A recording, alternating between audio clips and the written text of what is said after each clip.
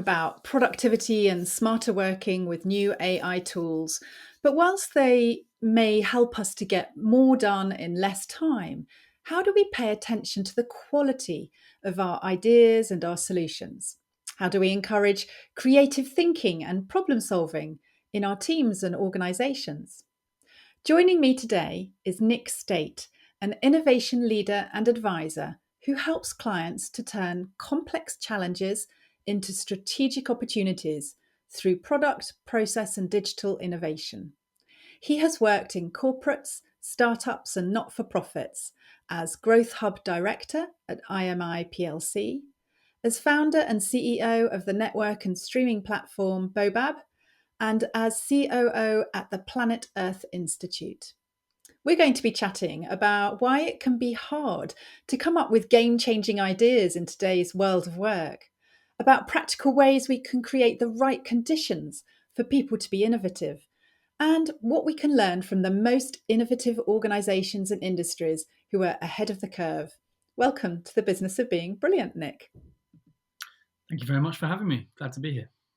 Yeah, really looking forward to chatting because we've not really covered this topic at all in the past 8 series to date. So I'm really excited to be exploring this question of how we can be as creative or harness our full creative potential at work when, a lot of the news and headlines and hype about the world of work is very AI dominated at the moment. It's all kind of about machines and stuff, and machine learning. Can you get us started by giving us a really straightforward definition of innovation? I guess particularly in the corporate world, right? In the world of knowledge work. Yeah, sure. So let's start with innovation as a fundamental concept and talk about the distinction within corporate innovation. So innovation is fundamentally about trying to create value by introducing new ideas, methods, or products that significantly improve an existing solution or address an unmet need. It's not just necessarily about inventing something new, but it's also about making meaningful changes that drive progress, and hopefully deliver tangible benefits. In the context of corporate innovation, the concept is applied, I guess, more in a framework, or more within organizational processes, to achieve a specific objective. So, for example, maintain competitiveness, enhance efficiency, drive growth. While the essence of innovation remains the same, corporate innovation is more structured, and more strategic due to the scale and the complexity of the organization. And another distinction I'd make is that for corporate innovation, it's also about focusing on the balance between short-term gains and long-term strategic objectives. Short-term gains being day-to-day running of the business, paying our bills. Long-term objectives being the things that are going to define us in the future. Yeah, I'm really interested by that last point as well. And thank you for the really helpful definition. Because in my work with teams, I often hear teams say, we're so busy delivering business as usual day to day that we just can't find the time to think creatively about improvement projects for the longer term, or how to make sure that the processes we're using today are, actually improved for future clients. It seems a real dilemma for people. Yeah, I mean, it's a huge dilemma. I call it the value today, value tomorrow conflict, and it is a conflict because there are very good reasons why businesses have to focus their attention on today. We have to keep our customers happy today. We have to make sure we're delivering the products we promised.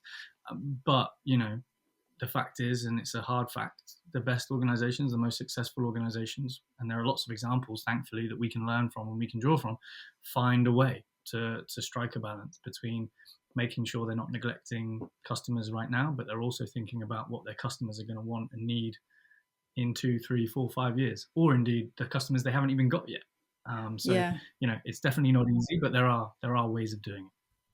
Yes, and obviously you're an innovation expert, a leader that has led innovative teams and organizations. Did you kind of always know that you wanted to play in this field? Did you always have the goal of working around the concept and practices of innovation? I mean, how did you land up being an innovation It's expert? Gosh, it's a really good question. I wish it was a straightforward path, and I wish I'd I wish I'd had a clearer idea of what I wanted to do at times.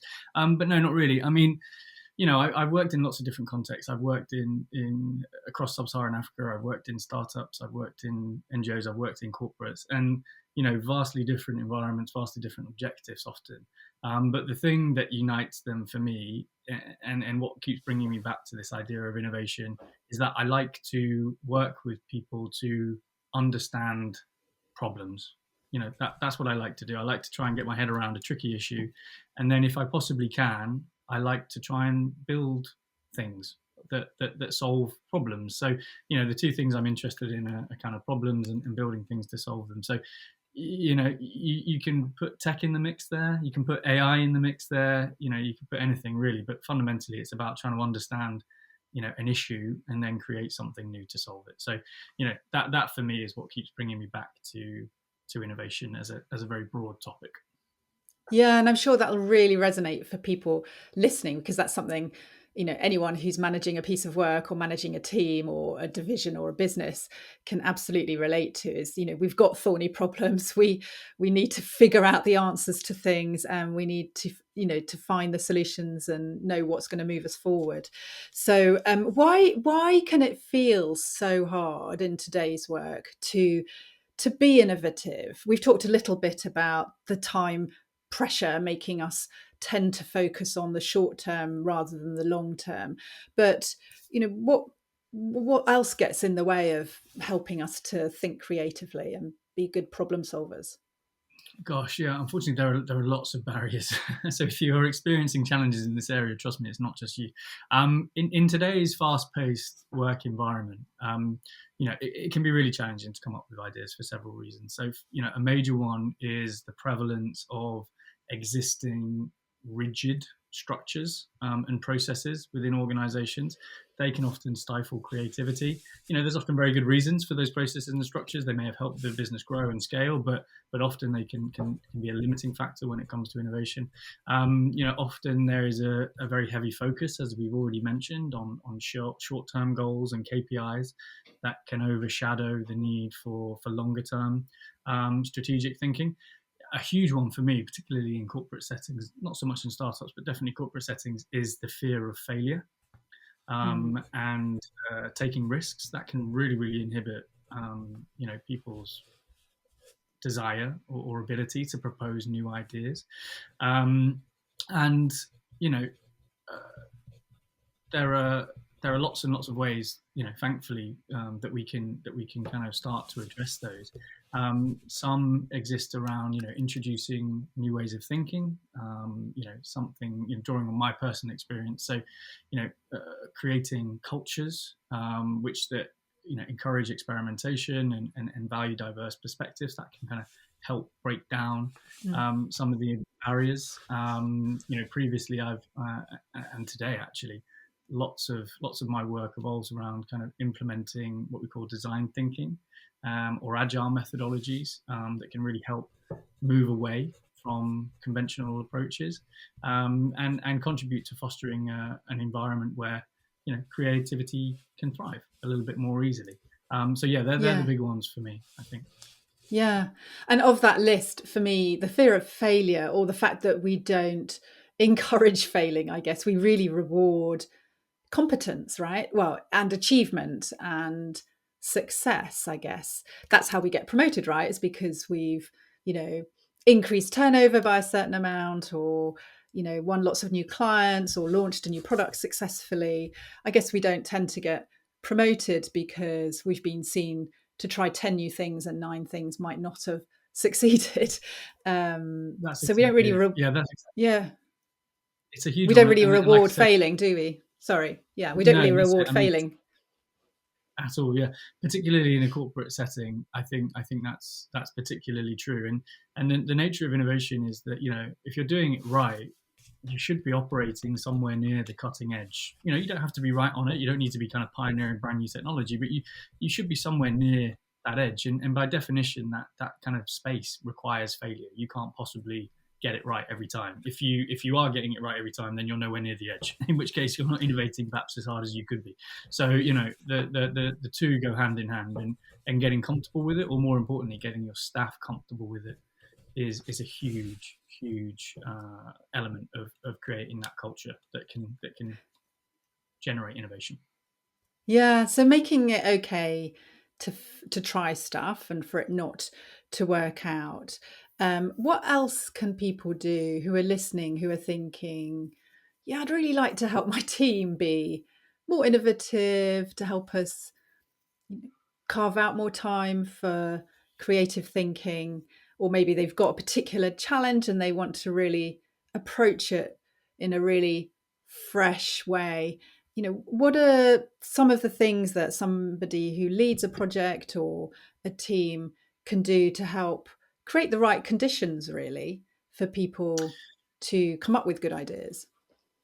Yeah, sure. So again, like I said, fortunately, there are lots of levers we can pull. And the first, and I think the most important, I kind of flip flop a little bit, but I think the most important is that there has to be a culture of trust and openness where teams feel safe to share their ideas, without fear of criticism. There is nothing worse, and I think we've probably all been there, being on a call or in a meeting where you put up your hand and you suggest something, and people shoot you down, or people give you that look that says you should have kept your mouth shut.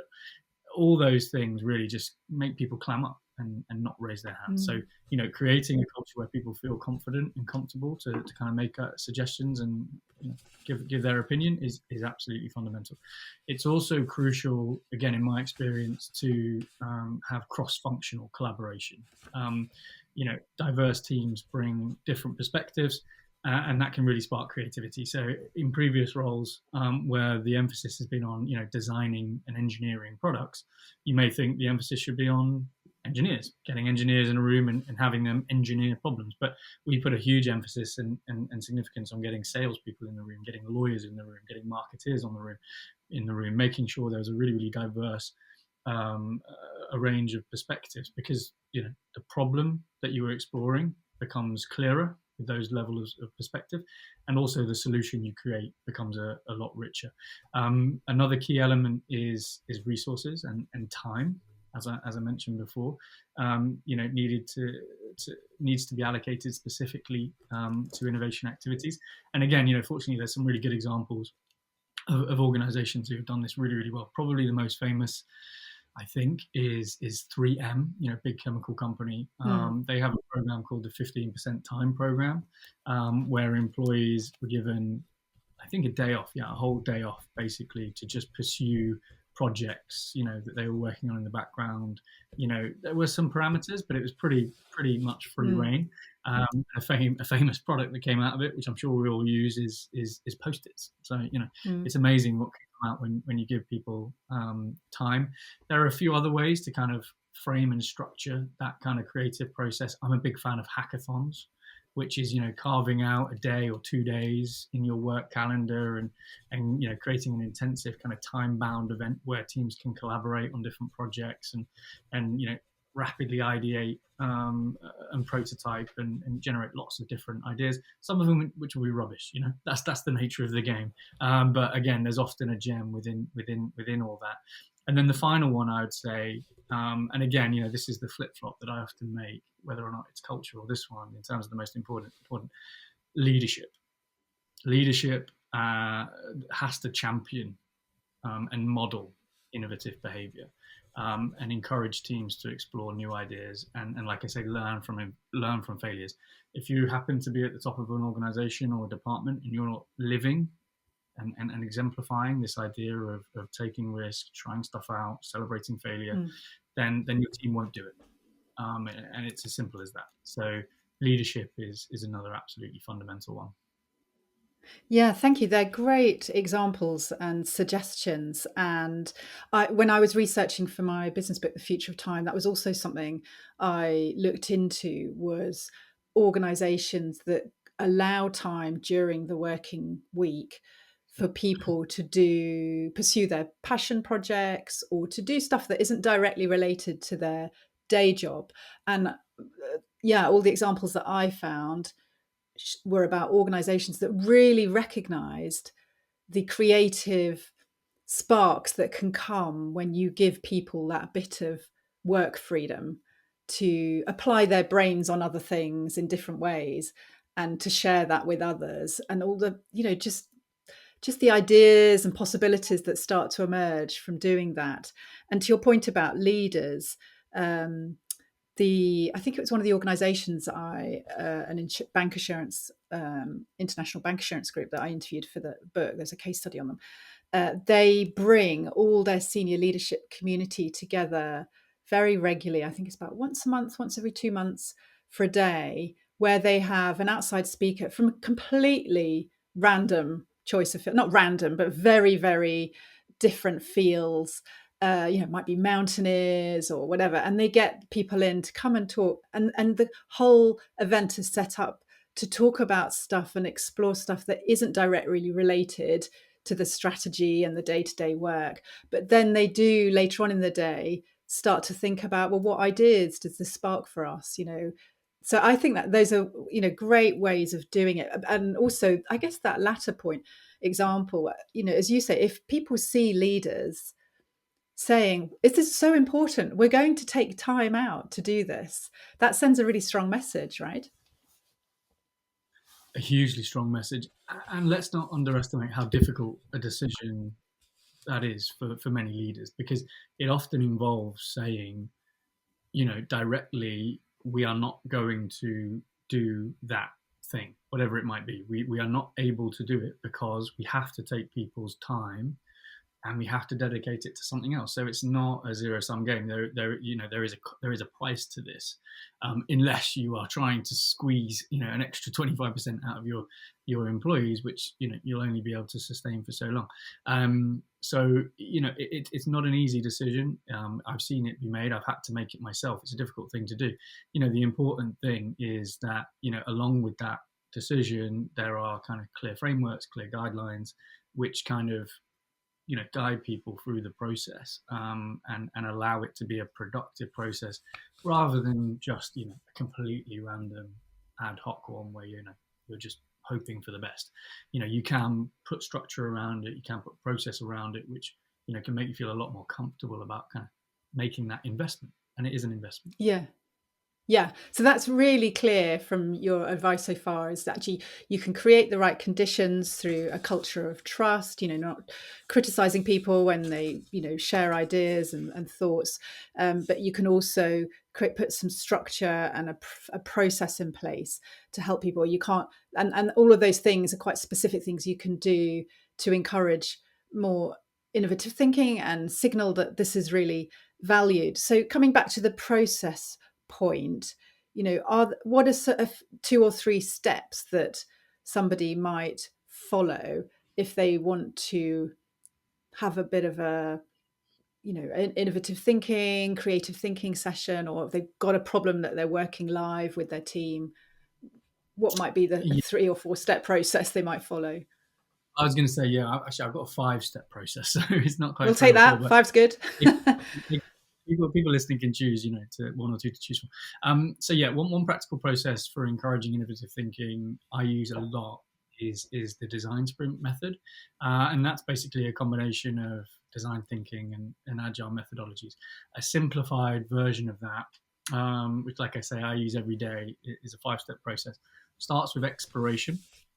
So that's the first process, and here we're really, beginning with kind of thorough research to understand the problem space and the user needs.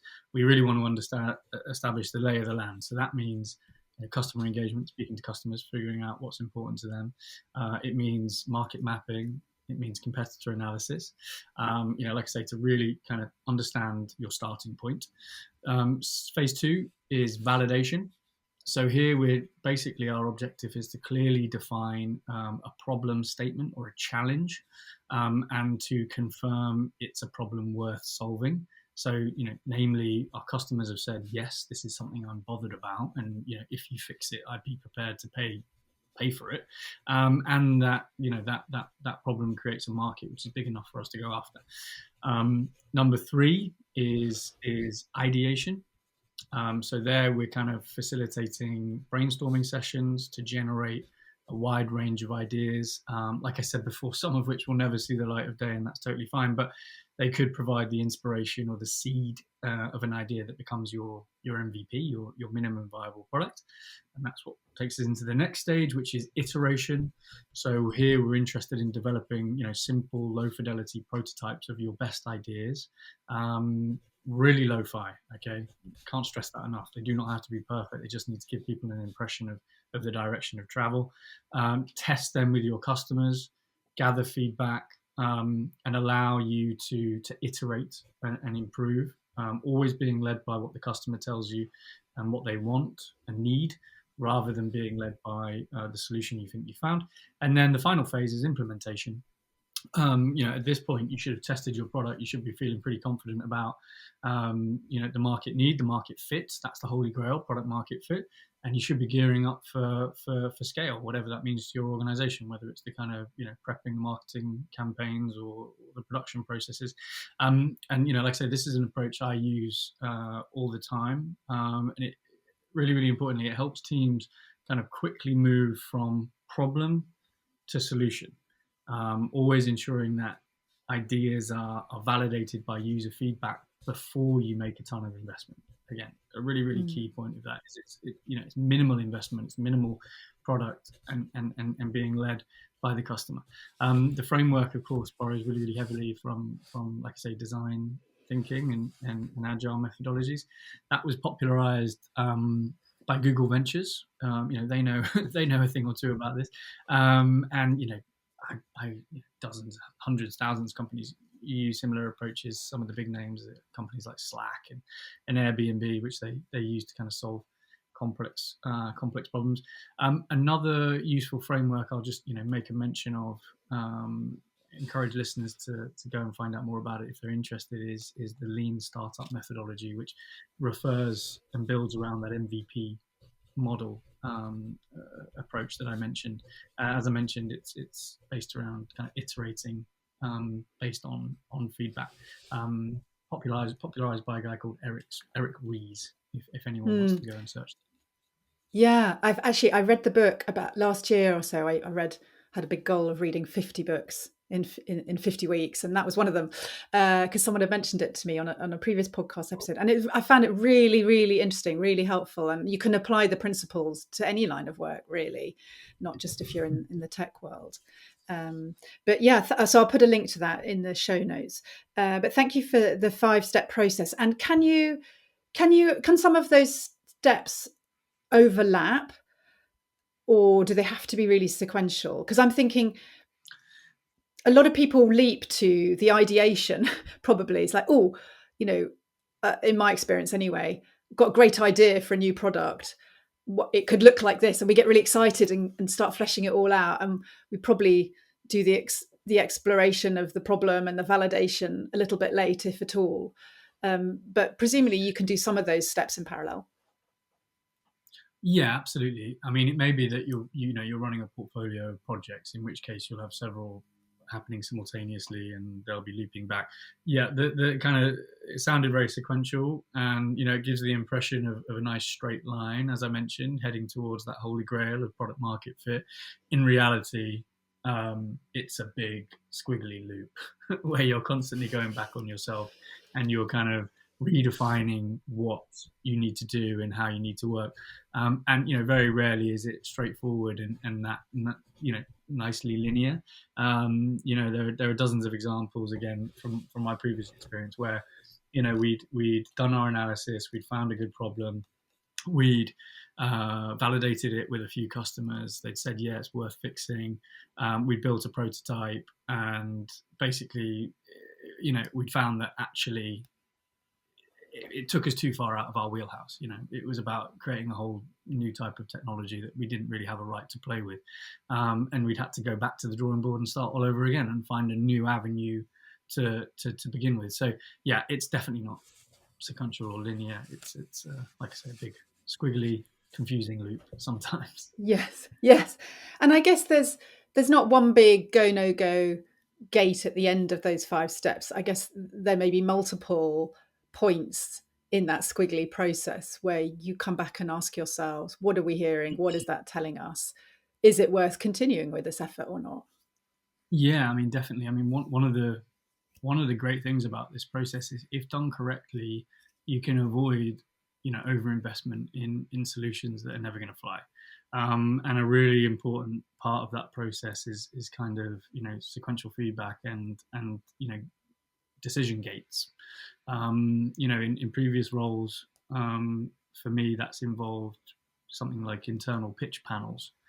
So we'd have our internal teams who would be working on products ideas. I'd be coaching them through that process, but at each kind of major interval, we would pitch the idea, the concept, to normally an executive leadership team or a pitch panel, and the team would almost approach it like a startup applying for investment. So they would pitch their idea. They talk about the problem they'd identified, the solution that they developed, the validation they'd received from the market opportunity, what competitors were doing in this context, and really approach it like a mini business. And Mm. then it'd be up to the pitch panel to kind of make a call on whether or not they continue to invest, in inverted commas, or they kill that project because they don't think there's enough value in it. And that can be a really, really important way of, first of all, making sure you're not kind of over investing in stuff. But secondly, a fantastic way for people to kind of promote themselves to senior leaders, which is often, something that people are interested in. Perhaps most importantly, a fantastic way for senior leaders to stay up to date and abreast with what's happening Yeah. within Yeah. innovation within their organization. So yeah, they're really, Yeah. really important for checks and balances.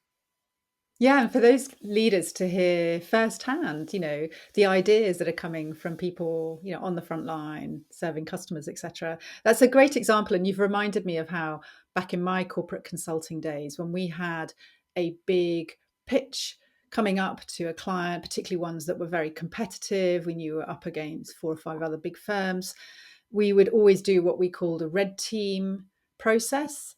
So we would basically deliver the pitch to a cross-functional senior group of colleagues whose sole role was to pick holes in what we'd put together constructively, helpfully, but frankly, generally that felt more terrifying than actually presenting it to the client afterwards.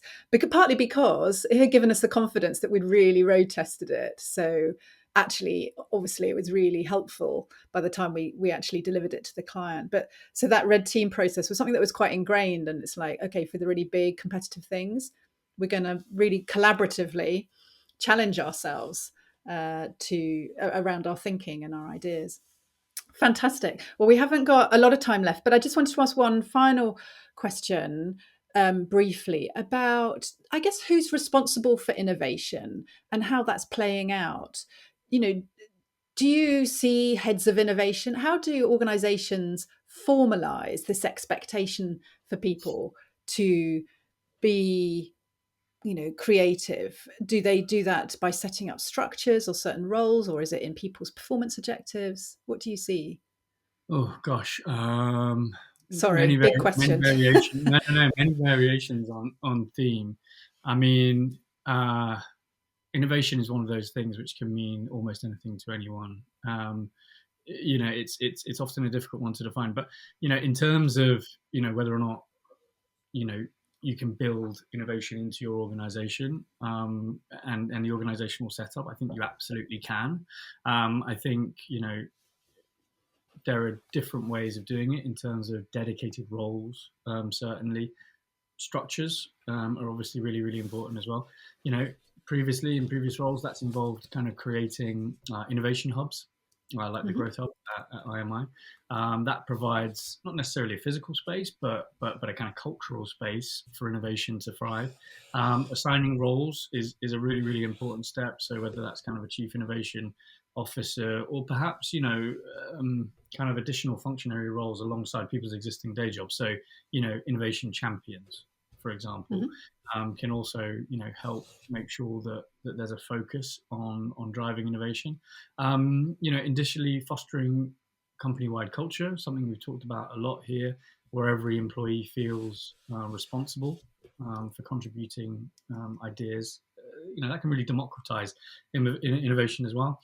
And for me, there's a huge risk within any kind of corporate innovation program or activity where innovation becomes an island. It becomes a thing that happens far Mm. away. No one really understands what's happening or why. So really really important to try and wherever you can to involve different people. And then the structures. That could be an internal venture studio similar to the kind of startup pitch model I mentioned just a moment ago, or innovation labs. They can also help formalize the process and ensure a sustained focus on innovative activities. A really good example of that is Adobe's Kickbox program, which provides employees with the kind of tools, time, and resources to develop new ideas. For anyone interested, actually, search Adobe's Kickbox because they've got a ton of free to access resources on there.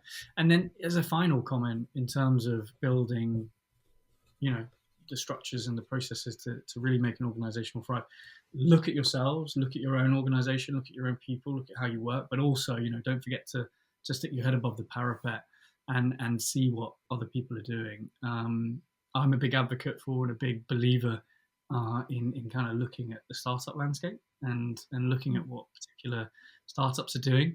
For medium to large sized organizations, it's really easy to dismiss these guys as kind of minnows who'll never get off the ground. But the nature of their business means they're agile. They're typically closer to the customer problem. They're typically closer to the market sometimes, and they can be a really really clear signal for which way the wind is blowing. So, if anyone listening hasn't had an opportunity yet or hasn't given it much thought, I'd really encourage you to kind of map the startups operating in your space, see what you can learn from them, and see where and how you can potentially collaborate as well. Don't just think about yourselves, think about other stakeholders in the space and how you can work together.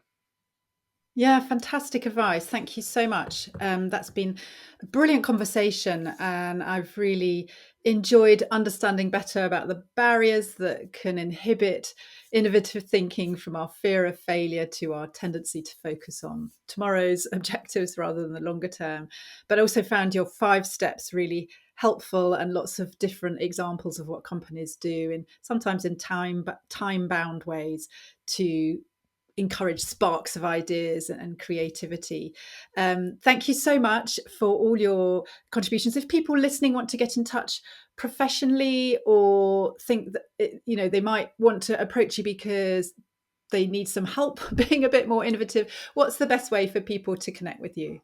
Well, I'm happy to share my email with anyone with yourself for anyone who wants to get in touch. If failing that, find me on LinkedIn, Nick Staite. You'll be able to send me a direct message, and I'm more than happy to speak to anyone, any organisation who is perhaps looking to start their innovation journey, or perhaps just looking to see where and how they can improve what they're already working on. So, yeah, please feel free to get in touch. Brilliant, thank you. I'll pop links to both your email you and to your LinkedIn page at the bottom of the show notes as well. Thanks so much, Nick. I really enjoyed the conversation. I've learnt loads, and I'm all fired up to apply some of your practices in my own working life and in my own business. So it's been great chatting with you. Thanks for being a brilliant guest. Thanks very much for having me.